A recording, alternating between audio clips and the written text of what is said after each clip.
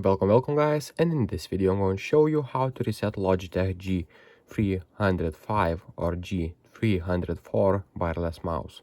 So basically what you'll need to do is take out your USB dongle out of your PC and basically open your mouse, make sure it's turned on as you can see, and take out right now a battery.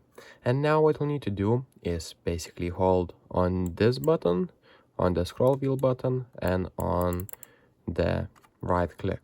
So basically hold at the same time these three buttons, and then what you'll need to do is put the battery, hold it for like 5 seconds. So 1, 2, 3, 4, 5.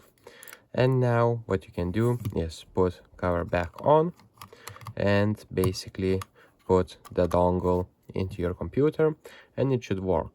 So that's pretty much it guys. If this video was helpful, please make sure to subscribe to Guide to Everything, comment down below for the algorithm, and see you in the next one.